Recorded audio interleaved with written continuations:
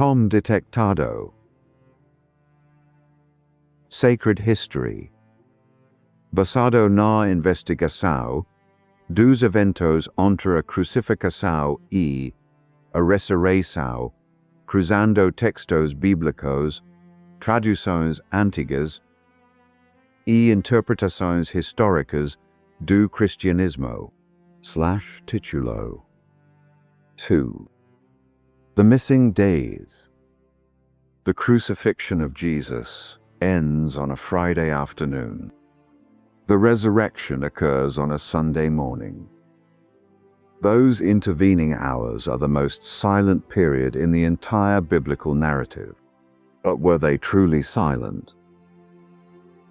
For centuries, Christian tradition has maintained that while his physical body lay inside a sealed tomb, his spirit was actively engaged in one of the most dramatic events of sacred history. What exactly happened between the cross and the empty tomb? Millions of Christians around the world recite the Apostles' Creed every single week. It contains a phrase that often goes unnoticed, or is entirely misunderstood by modern listeners. It states quite simply, "He descended into hell." Or in some contemporary versions, "He descended to the dead." What does this mean? Did the Son of God literally enter the realm of eternal torment? To answer this question directly, we have to look at the earliest surviving Christian texts and the original languages of the Bible. The short answer is yes. Early Christians firmly believed he descended to the realm of the dead. But the word translated as hell meant something entirely different in the ancient world than it does in modern popular culture. Let us break down the geography of the ancient afterlife. In the Hebrew Bible, the realm of the dead is known as Sheol. It was not originally described as a place of fiery punishment. Instead, Sheol was the shadowy underworld where all human souls went after death, regardless of whether they were righteous or wicked. It was a place of waiting, a place of silence, and a place of separation from the land of the living. When the Hebrew texts were later translated into Greek, the word Sheol was translated as Hades. So when early Christians declared that Jesus descended to the dead, they were not saying that he went to Gehenna, which is the biblical term for the place of final judgment. They were saying that he entered Hades, the universal waiting room of human souls. But what did he do while he was there? The most compelling and heavily debated evidence comes from the First Epistle of Peter. In chapter 3, the text states that Jesus was put to death in the flesh, but made alive in the Spirit. It then delivers one of the most mysterious verses in the entire New Testament. It says that in this spiritual state, he went and made a proclamation to the imprisoned spirits. Who were these spirits? Why were they in prison? And what exactly did he proclaim to them? Some scholars and theologians argue that these spirits were human souls waiting for salvation. From the days of Adam all the way to the 1st century, the righteous dead had been trapped in the darkness of Sheol. According to this interpretation, Jesus descended to break the iron gates of this underworld prison and lead the righteous into heaven.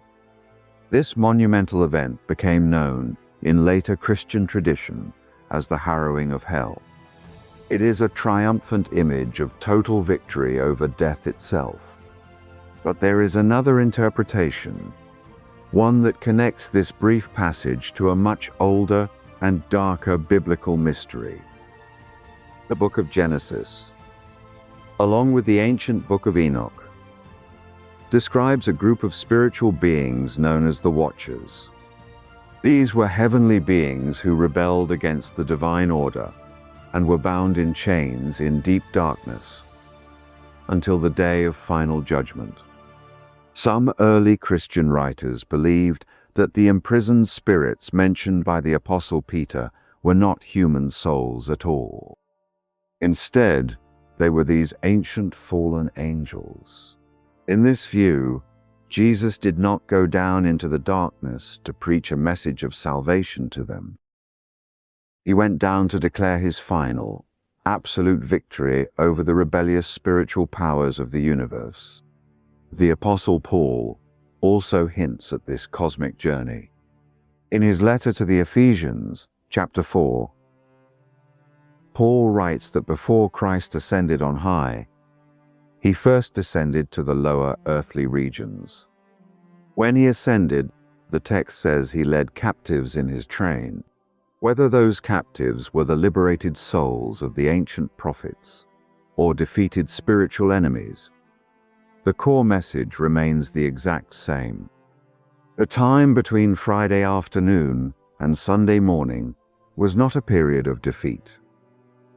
The biblical evidence provides us with fragments of a massive cosmic event.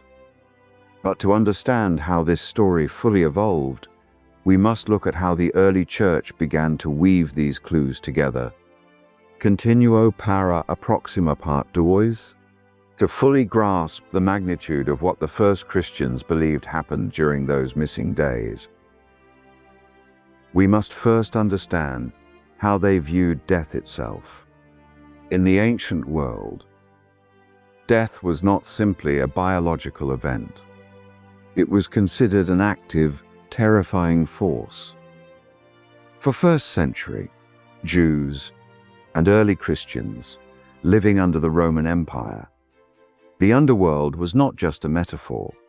It was perceived as a fortress with inescapable gates, a dark territory that held every human being captive. By the time the events of the New Testament took place, the Jewish understanding of Sheol had evolved significantly from the earliest writings of the Hebrew prophets. Originally, the text described the underworld as a monolithic place of shadows, where all the dead gathered together in silence. But by the 1st century, influenced by centuries of exile and cultural shifts, a much more detailed geography of the afterlife had emerged. The realm of the dead was no longer seen as a single, uniform cavern. Instead, it was widely believed to be divided into different compartments. We see this specific 1st century context clearly in the Gospel of Luke, when Jesus tells the story of the rich man and the beggar named Lazarus. In that narrative, both men die and go to the realm of the dead, but they experience completely different realities. The rich man is in a place of torment and separation, while Lazarus is carried by angels to a place of comfort, often called Abraham's bosom. Between these two areas lies a great, uncrossable chasm. This was the prevailing cultural and theological framework of the time. When early believers claimed that Jesus descended to the dead, they envisioned him entering this exact divided realm, specifically the peaceful resting place of the righteous patriarchs and prophets who had been waiting for centuries. But there was a deeper historical reason why early Christians insisted that the Messiah had to enter the underworld. It was the ultimate proof of his shared humanity. In the early centuries of the Church, certain groups argued that Jesus only appeared to be human, and that his physical death was an illusion. Mainstream Christian leaders fiercely rejected this idea. They argued that to be truly human, one must experience the complete human journey. Since the universal human experience was that the soul travels to Hades after the body dies, the Savior had to go there as well. If he did not experience the realm of the dead, his death was not real, and his resurrection was meaningless. This brings us to the historical development of the early Christian creeds, the official statements of faith. The famous line stating that he descended into hell did not appear in the very earliest versions of the Roman baptismal creed. It was officially incorporated later, appearing prominently in the Aquilean Creed during the 4th century. Because of this late addition, some modern skeptics argue that the descent to the underworld was a later myth invented by the Church. However, historical documents prove that the belief was firmly established long before it was written into any formal creed. As early as the 2nd century, historians and theologians were writing passionately about this cosmic event. A prominent 2nd century bishop named Melito of Sardis wrote a powerful homily describing the descent. He portrayed Christ as a victorious warrior who trampled death, broke the bronze gates of the underworld, and liberated the captives. Around the same time, Irenaeus of Lyon, one of the most important early Christian writers, explicitly stated that the Lord descended into the regions beneath the earth, preaching his arrival and delivering those who believed in him. These early writings show a dramatic shift in how the afterlife was viewed. Before this moment, Hades was the undisputed victor over humanity. It was the final destination, the inescapable prison. But the early Christian message completely inverted that reality. They proclaimed that the underworld had been invaded, its gates shattered, and its captives freed. This historical and theological foundation is essential to understanding the biblical texts. It explains why the Apostle Peter wrote about the Spirit descending to make a proclamation. But how did these early historical beliefs develop into the highly detailed, vivid legends of the harrowing of hell that would dominate later centuries? To answer that, we must look beyond the standard biblical canon and examine a supplementary ancient text that completely transformed how later generations pictured this hidden battle. Continuo para approxima part tres.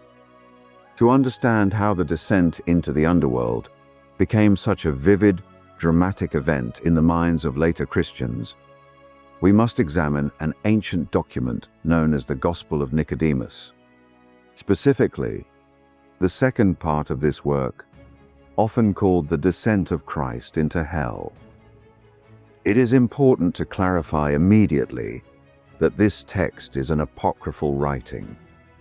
It is not part of the canonical New Testament, and historians date its final form to the 4th or 5th century. However, it was massively influential, shaping medieval art, literature, and popular belief. The Gospel of Nicodemus provides the cinematic details that canonical texts leave out. The narrative is told from the perspective of two men who were supposedly raised from the dead. They describe the underworld as a place governed by dark, personified forces. In one striking scene, Hades gets into a fierce argument with Satan.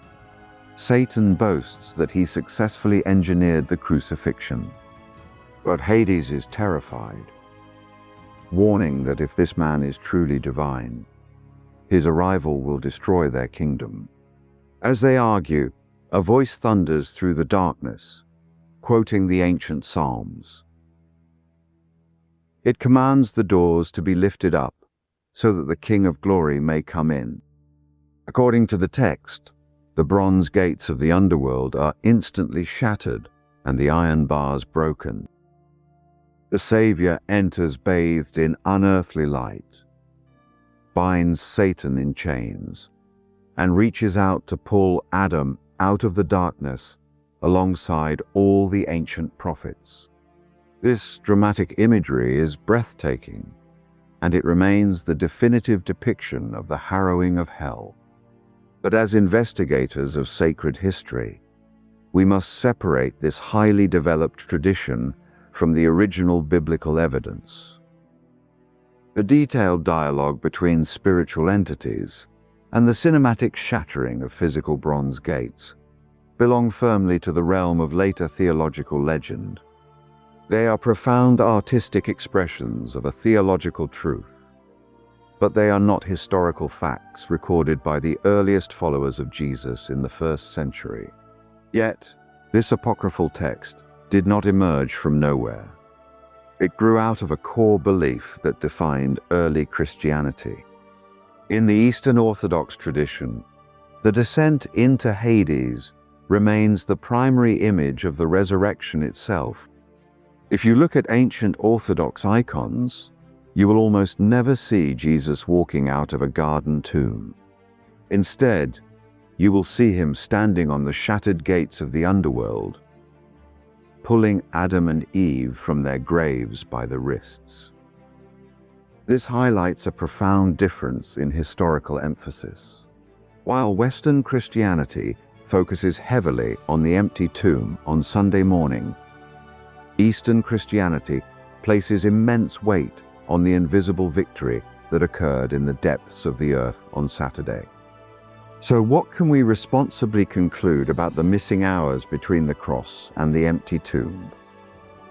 What the evidence supports is that the earliest Christians firmly believed the physical death on Friday afternoon was not a period of divine inactivity. The canonical texts, primarily the First Epistle of Peter and the letter to the Ephesians, indicate a spiritual journey into the realm of the dead, not to suffer, but to proclaim total victory over the forces of death. What remains uncertain is the exact nature of the imprisoned spirits mentioned by the Apostle Peter. Whether they were the righteous human dead waiting for paradise, or the rebellious watchers from the Book of Enoch, receiving a proclamation of their final defeat, the underlying message is identical. The earliest Christian claim is that death was no longer a permanent prison, but a conquered territory. By the end of this investigation, we can clearly see that the phrase stating he descended into hell was never meant to suggest a journey into eternal torment. It was the ultimate declaration that life had invaded the absolute depths of human mortality, rescuing those who had been waiting in the silence. But once the gates of Hades were shattered and the tomb was found empty, a completely new biblical mystery emerged. What exactly was the nature of the body that walked out of that tomb? It was physical enough to consume food, yet mysterious enough to pass through solid walls and locked doors. If you would like our next investigation to examine the bizarre and unexplained nature of the resurrection body, leave the word resurrection in the comments below.